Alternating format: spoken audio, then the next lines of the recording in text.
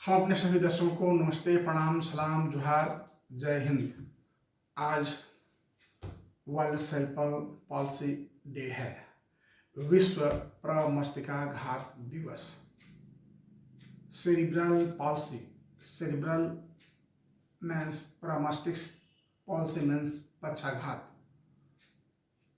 इसका मतलब हो गया प्रमस्तिष्काघात, मस्तिष्क पक्षाघात जिसको आप कह सकते हैं। है क्या? What is cerebral palsy? Cerebral palsy is a neurologic disorder. यह एक न्यूरोलॉजिक डिसऑर्डर है। दूसरे अर्थों में आप कह सकते हैं this is congenital disorder movement muscle stone और बुस्टर। यह एक कंजेनिटल मीन्स जन्मजात विकृति है जो बच्चे के व्यक्ति के मूवमेंट या उसके मसल स्टोन में परेशानियां उत्पन्न करती है, ढंग से संचालन में परेशानी होती है, यानी उसके गतिविधियों में दिक्कत होती है। वाई अक्वर्स, क्यों ऐसा होता है? कॉज ऑफ सीपी, क्या कारण है जो ऐसे बच्चे ऐसे व्यक्ति होते हैं? एक शब्द में जान लें, due to abnormal brain development before the birth. जन्म के पहले बच्चे के असमान मस्तिष्क वृद्धि के कारण या किसी विकृति या खराबी के कारण जन्म से पहले माँ के गर्भ में ही, जिसके कारण बच्चे सेरेब्रल पॉल्सी बच्चे पैदा लेते हैं। खासकर जो सीपी में समस्या होता है वो मस्तिष्क और मांसपेशियों से जुड़े होते हैं, क्योंकि उसके शरीर में अकड़न होता है, स्टिफनेस आता है, मसल स्टिफनेस, बोन स्टिफनेस, ये सारी चीज़ें समस्या पैदा होती है। तो नंबर 1 मैंने बताया कि abnormal brain development before the birth, जन्म से पहले असामान्य मानसिक वृद्धि के कारण ऐसा होता है। दूसरा, मस्तिष्क में सही से रक्त संचार नहीं होने के कारण आप देखते हैं कि कभी कभी आप अनमैनर्ड वे में सो रही या तो सुबह आप देखेंगे कि सिर में दर्द है। तो होता क्या है कि ब्लड सर्कुलेशन शरीर में ढंग से नहीं हो पाता है, और नहीं होने के कारण क्या होता है कि मस्तिष्क में परेशानियां बढ़ जाती है, तंतु जो है वो विकृति पैदा हो जाता है। तो सही ढंग से नहीं संचार होने के कारण भी सेरेब्रल पॉल्सी का समस्या बनी रहती है। सिर पर चोट लगने के कारण, या तो वह माँ के गर्भ में हो, जन्म के वक्त हो और जन्म के बाद हो। माँ के गर्भ में कैसे चोट लग सकता है, जन्म के वक्त कैसे चोट लग सकता है, और जन्म के बाद बच्चों को कैसे चोट लग सकता है सिर में, इस पर मैंने पूर्व में वीडियो बनाया है। नेटल, न्यूनेटल, पोस्टनेटल, हमारे पूर्व का वीडियो देखेंगे, ये स्पष्ट हो जाएगा। माँ के गर्भ में माँ को चोट लगा या किसी कारण से पेट पर कोई चढ़ गया है, कुछ भी, एनी मीन्स जन्म के वक्त इंस्ट्रूमेंट डिलीवरी, इन फास्ट डिलीवरी, या और बच्चा गोद लेने के कारण इस दरम्यान में गिर गया या बेड पर से लुढ़क गया, तो बहुत सारे कारण हो सकते हैं जन्म से पहले, जन्म के वक्त और जन्म के बाद, जिसके कारण बच्चे में चोट लगने के कारण भी सेरेब्रल पॉल्सी बच्चे हो सकते हैं। दिमागी चोट, दिमागी चोट के कारण मान लिया हो सकता है कुछ बच्चे के सिर में इंटरनल चोट लगा हो, बच्चा गिरने के बाद अगर चोट लगा तो बाहर में कुछ नहीं दिख रहा है, फटा टूटा या फिर खून कुछ नहीं है, पर मे भी उसके आंतरिक हार्म किया हो, तो जिसके कारण भी बच्चे में सेरेब्रल पॉल्सी की संभावना बनी रहती है। कुछ ऐसे इंस्ट्रक्शनल लेवल हैं जिसके कारण भी होता है, जैसे मेनिंजाइटिस या एन्सेफेलाइटिस। इस पर भी मैंने पूर्व में वीडियो बनाना है, what is meningitis and encephalitis, what is the difference between the meningitis and encephalitis। दोनों एक दिमागी बुखार है, इसे मेनिंजाइटिस कहते हैं। हाई फीवर होने के बाद वह बढ़ता है, जिसके कारण मस्तिष्क के बुखार हो जाता है। मस्तिष्क बुखार होने के कारण क्या होता है कि वह ढंग से काम करना बंद कर देता है और लिड्स सीपी सेरेब्रल पॉल्सी का मैंने पूर्व में अर्थ बता दिया है कि मस्तिष्क पक्षाघात, वह मस्तिष्क बुखार होने के कारण मस्तिष्क से पैरालिसिस कर जाता है। अब हम आ जाते हैं टाइप्स ऑफ सीपी। सीपी के कितने प्रकार हैं? देखिए, सीपी के 4 प्रकार हैं, लेकिन सबसे पहले spastic types of CP. Spastic types of CP यह सामान्य प्रकार का सीपी होता है जिसमें व्यक्ति सब काम कर सकता है पर सामान्य ढंग से नहीं कर पाएगा। बोल भी सकता है, बोली लड़खड़ाएगा, सुनना ठीक रहता है, देखना ठीक रहता है, चलेगा वो थोड़ा सा चाल में असम्मान हो जाता है, लाइक दैट कुछ विकृतियां रहती है, लेकिन फिर भी वह अपना करीब करीब सारा काम कर लेता है। वो गाड़ी मोटर भी चला पाता है। वो इसमें और कैटेगरी है इसी स्पास्टिक सीपी में, जो है स्पास्टिक सीपी में वो उसमें है स्पास्टिक डिप्लीजिया। स्पास्टिक डिप्लीजिया क्या होता है कि यह शरीर के नीचे के भाग को, हमारा शरीर 2 भाग में है, एक कमर से ऊपर अपर लिम्ब और कमर से नीचे लोअर लिम्ब। तो जो हमारा लोअर लिम्ब है, निचले हिस्सा है, उसको ये ज़्यादा प्रभावित करता है और कमर के नीचे जो प्रभावित करता है, जिसके कारण क्या होता है, दोनों पैर पैरालिसिस होते हैं, स्टिफनेस हो जाता है और इसमें वो कैंची नुमा टाइप का हो जाता है पैर, लाइक दिस इज लेग। ये क्या होता है ना, टेढ़ा, आपस में टेढ़ा हो जाता है, लाइक दैट, एक दूसरे पर चढ़ जाते हैं पैर, लाइक दैट चढ़ जाते हैं पैर। तो इसको हम सिजरीनुमा कहते हैं, सिजरियन कहते हैं। पैर जो है कैंची के टाइप का हो जाता है, एक दूसरे पर चढ़ जाता है। तो इसमें क्या होता है, उसका चलना एकदम बंद हो जाता है, वह व्यक्ति चल नहीं पाता, वह बच्चा चलने में पूर्णतः असमर्थ रहता है। और इसी स्पास्टिक सीपी का दूसरा है एक आपका स्पास्टिक हेमेरेजिया। यह शरीर के एक तरफ में होता है।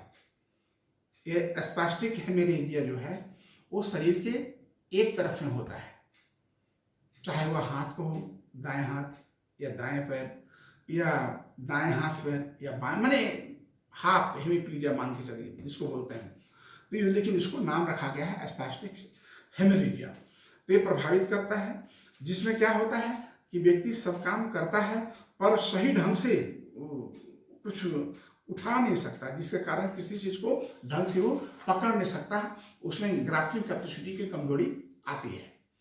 और इसी का स्पास्टिक सीपी का ही एक तीसरा है स्पास्टिक क्वाड्रिप्लीजिया। अब देखिए थोड़ा सा इसमें बैक में चलते हैं, बैक में हम यह चलते हैं, बैक में आके है स्पास्टिक डिप्लीजिया। मैंने कहा था कि यह जो है आपके शरीर के निचले हिस्से को प्रभावित करता है। स्पास्टिक हेमरेजिया यह शरीर के किसी एक भाग को, एक तरफ को प्रभावित करता है। अब यहां तीसरा आ गया है स्पास्टिक क्वाड्रिप्लीजिया। यह जो है both upper and lower limb को प्रभावित करता है, यानी कमर से ऊपर, कमर से नीचे, दोनों हाथ, दोनों पैर, इसमें चारों एकदम आक्रमण रहता है। व्यक्ति कोई काम नहीं कर सकता है, ना ठीक से सुन सकता है, ना ठीक से समझ सकता है, ना वह ठीक से बोल सकता है, चलना तो पूर्णतः बंद ही हो जाता है, यानी वह आइडियल एक्टिविटी, रोजमर्रा का कार्य भी काम वह नहीं कर सकता है। आप जनरली समझना, पढ़े के पढ़े रहना। बहुत सारे ऐसे बच्चे देखे होंगे जो पढ़े के पढ़े रहते हैं, हमारे यहाँ भी ऐसे बच्चे हैं। मैं फिर आज चूँकि 6 अक्टूबर 2022 आज वर्ल्ड सीपी डे है, तो इसलिए मैं एक छोटा वीडियो बना करके दे रहा हूँ। ऑनलाइन क्लास या लाइव क्लास लेंगे तो उसमें डिटेल से और हम बताएंगे उसमें। तो एक क्वाड्रिप्लीजिया, और यह जो क्वाड्रिप्लीजिया होता है, स्पास्टिक क्वाड्रिप्लीजिया, यह बहुत गंभीर माना जाता है, माने यह सीवियर रूप होता है, जैसा कि मैंने बता दिया, आप समझ गए होंगे। अब दूसरा टाइप का जो था आपका सीपी, वह था डिस्कनेक्टिक सेरेब्रल पॉल्सी। इसमें क्या होता है कि कई बार इसमें ऐसे लक्षण शामिल होते हैं जिससे आप समझ सकते हैं कि ये डिस्कनेक्टिक सेरेब्रल पॉल्सी है। जैसे बार बार बोलना, कई बच्चे सेरेब्रल पॉल्सी देखिएगा वो आप उससे मिलिएगा तो जाइएगा तो अपने आप कुछ ना कुछ बोलना शुरू कर देगा, माने एक्सेसिव टॉकिंग बिहेवियर हो जाता है। वो काफ़ी बोलेगा, कुछ भी बोलेगा वो बोलते रहेगा, वो आपकी बात को नहीं सुनकर वो अपनी बात को ज़्यादा बोलना चाहेगा, बार बार बोलना, ये उसकी एक परेशानी है। और लिखने की कमी, माने लिखेगा पर ढंग से नहीं लिख पाएगा, इसको बोलते हैं डिस्कनेक्टिक सेरेब्रल पॉल्सी। और तीसरा है ataxic cerebral palsy. Ataxic cerebral palsy, इसमें क्या होता है कि ग्रस्त व्यक्ति, जो ये अटैक्सिक सीपी का ग्रस्त व्यक्ति है, तो ऐसा व्यक्ति में क्या होता है कि वो जब चल रहा है तो चल रहा है, वो ठीक काम करेगा, सब कुछ करेगा, जाएगा आएगा, लेकिन उसको आप एक बैठ कुछ काम करने बोलेंगे, बैठा है बोलिए उठ करके चलो, वो नहीं चल पाएगा, माने एकाएक कोई काम करना हो वो नहीं कर पाएगा, इसको बोलते हैं अटैक्सिक सीपी। और एक है मिश्रित cerebral palsy, mix cerebral palsy, मिश्रित मिक्स, जिसमें आपको 2 या 2 से अधिक लक्षण मिलते हैं। 2 या 2 से अधिक लक्षण का मतलब क्या होता है कि एक हाथ ऊपर हो, एक पैर नीचे हो, या दाएं हाथ हो बाएं पैर हो, माने 2 या 2 से अधिक लक्षण मिलते हैं, उसे मिक्स सीपी कहते हैं। जैसे बोलना भी प्रभावित, सुनना भी प्रभावित, समझना भी प्रभावित, ये मिक्स सीपी का लक्षण है। अब हम आते हैं डायग्नोसिस ऑफ सीपी। इसको हम कैसे डायग्नोसिस करेंगे, माने हाउ टू आइडेंटिफाई, कैसे हम पहचानेंगे कि यह कौन सा सीपी है। नंबर 1, आप देखेंगे उसमें मोटर स्किल बहुत कमजोर होता है, माने किसी काम को करने के लिए वो पकड़ना तो ढंग से पकड़ नहीं पाएगा, वो ढंग से किसी चीज को उठा नहीं पाएगा, और उसमें क्या है चलने फिरने संबंधी समस्या होता है। शरीर को ज़्यादातर सीपी देखेगा शरीर को एक तरफ झुकाए रहेगा, चाहे दाएं और बाएं, और लॉर्डोसिस और काइफोसिस, तो ये होता है। और बिना सहारे वह कई सीपी में तो ऐसा होता है कि बिना लाठी के सहारे या दीवार के सहारे या बिना किसी चीज के सहारे वह चल नहीं सकता, जैसे उनको व्हील चेयर या सीपी चेयर या फिर आपका ट्राईसाइकिल की आवश्यकता पड़ती है। ट्राईसाइकिल उसी को दिया जाता है जिसका लोअर लिम्ब गंभीर रूप से पैरालिसिस हो, ग्रसित हो, और अपर लिम्ब में पावर हो, ताकि वो हाथ से चला सके। व्हील चेयर ज़्यादातर क्वाड्रिप्लीजिया को दिया जा सकता है। स्पास्टिक क्वाड्रिप्लीजिया, स्पास्टिक क्वाड्रिप्लीजिया में मैंने बताया था कि दोनों हाथ दोनों पैर, मैंने both upper and lower limb paralysis होता है। तो डायग्नोसिस में बता दिया है कि आप देखेंगे उसमें शरीर में जकड़न है, वो किसी चीज़ को काम को ढंग से नहीं कर सकता है, ग्रास्पिंग कैपेसिटी कमजोर है, मोटर फंक्शन कमजोर है, चाहे वह फाइन मोटर हो या क्रॉस मोटर हो, दोनों में उसमें कमियां आती है। और जब वो खड़ा होगा तो किसी के सहारे खड़ा होगा, किसी चीज़ को पकड़ के खड़ा होगा। पैरों में देखिएगा उसके पैरों में भी अकड़न रहते हैं। बच्चे को उठने पर उसकी कमर का पीछे की ओर झुका रहता है, जब बच्चा उठेगा तो ऐसे, जब वो उठेगा तो ऐसे करके उठेगा, लाइक दैट ऐसे। तो ये भी एक उसका हम समझ सकते हैं कि एससीपी का केसेज है। अब आता है टेस्ट ऑफ सीपी, हम कैसे, ये तो हम at a glance, how identify at a glance cerebral palsy, हम एक झलक में सेरेब्रल पॉल्सी को कैसे पहचानेंगे, मैंने यह बताया। अब उसकी जांच क्या है, उसकी जांच के लिए आप जानते हैं कि सीटी स्कैन तो जनरल होता है, लेकिन खासकर जब हम जानना चाहेंगे सीपी बच्चों के लिए तो उसके लिए एक होता है MRI, magnetic resonance imaging. Magnetic resonance imaging ये जो है आपका खास करके 1977 में हुआ था, और ये जो है यूज फॉर ब्रेन और स्पाइनल कोड, यानी ये ज़्यादातर ब्रेन टेस्ट के लिए और स्पाइनल कोड के टेस्ट के लिए किया जाता है।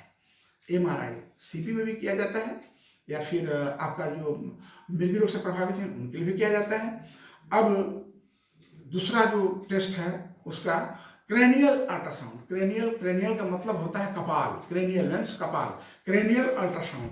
तो क्रेनियल साउंड जो है एक खास करके जो हमारा मस्तिष्क है, और मस्तिष्क में सेरिब्लम है, वो सेरिब्लम आपका सेरेब्रो स्पाइनल फ्लूइड होता है, उसमें अंदर ब्रेन में वो द्रव होता है, और वो द्रव को एक क्रेनियल जो आपका अल्ट्रासाउंड है वो उसको ढंग से समझता है, और समझ कर दिखा करके वो बताता है कि इसमें कोई असामान्यता तो नहीं है। खासकर एक क्रेनियल अल्ट्रासाउंड जो है वो आपका सीपी चालक के लिए बहुत अच्छा है, और एमआरआई, ये दो। अब एक और है वो ईईजी, इलेक्ट्रोएन्सेफाग्राम। इलेक्ट्रोएन्सेफाग्राम, इसका उपयोग ब्रेन एक्टिविटी को जानने के लिए। पहले मैंने बताया एमआरआई का उपयोग क्या होता है, तो मैग्नेटिक रेजोनेंस इमेजिंग, इसका उपयोग जो है स्पाइनल कॉर्ड और ब्रेन के लिए लिया जाता है। और क्रेनियल अल्ट्रासाउंड जो है वो आपका खास करके जो हमारे हेमिस्फेयर में जो सेरेब्रम में हमारा द्रव है, वो द्रव को खास करके जांच करता है। और ईईजी, ये हमारे ब्रेन एक्टिविटी, हमारे ब्रेन में क्या एक्टिविटी चल रहा है, हम क्या सोच रहे हैं, क्या कर रहे हैं, क्या थिंकिंग है, ये सारी एक्टिविटी को बात करता है। यह जो है खास करके मस्तिष्क के लिए जांच किया जाता है। और जिनको मिर्गी का दौरा पड़ता है उनको भी डॉक्टर लोग सलाह देते हैं ईईजी कराइए, एमआरआई कराइए, क्रेनियल अल्ट्रासाउंड कराइए। तो ये सारे, ये तीनों सभी मस्तिष्क से और स्पाइनल कॉर्ड से संबंधित हैं, और कैंसर में भी इसका उपयोग किया जाता है जांच के लिए। एंड टू कॉन्टैक्ट ऐसे जो मरीज हैं, ऐसे स्थिति से ग्रसित व्यक्ति हैं, बच्चे हैं, हम उनको कहाँ संपर्क करेंगे? नंबर 1, बच्चे हैं तो उनको आप स्पेशल एजुकेटर, विशेष शिक्षक से संपर्क करें, क्योंकि उनको इनकी शिक्षा दी जाती है, उसको कैसे teaching, training, treatment and rehabilitation देना है। Then speech problem, to contact speech therapist. ऐसे बच्चों में स्पीच प्रॉब्लम भी होते हैं, तो उसके लिए स्पीच, क्योंकि स्पीच एरिया भी अफेक्टेड होता है, सो दैट स्पीच थेरेपी, आप स्पीच थेरेपिस्ट के पास जाएं। और ये तो जान रहे हैं न्यूरोलॉजिकल प्रॉब्लम है, उस डॉक्टर से जरूर दिखाएं जो इसके संबंधित चिकित्सा है, और न्यूरोलॉजिस्ट जो तंत्र विज्ञान विशेषज्ञ होते हैं वो, तो उनको बहुत अच्छी इसकी जानकारी होता है, वो ये सीटी स्कैन से बहुत सारे देख लेते हैं। इसके लिए इसका स्पेसिफिसिटी टोन को कम करने के लिए बहुत कम ही थोड़ा मेडिसिन है जिसके द्वारा और कर सकते हैं। और इसके बाद एक और है जो है साइकोलॉजिस्ट। साइकोलॉजिस्ट के पास जाइए, वो साइकोलॉजिस्ट का काम है हाउ टू ट्रेनिंग, कैसे इसको ट्रेनिंग देंगे, वो जांच करके बताएंगे इसको कितनी आईक्यू है, कितनी बुद्धि है, और इसको कितना हम ट्रेनिंग देकर के आगे विकास कर सकते हैं, ये वो बताएंगे। फिर स्पेशल एजुकेटर उसका विकास करा सकेगा। तो फाइनली इसका ट्रीटमेंट जो है speech therapy, physiotherapy, special education, behaviour modification and music therapy. जय हिंद।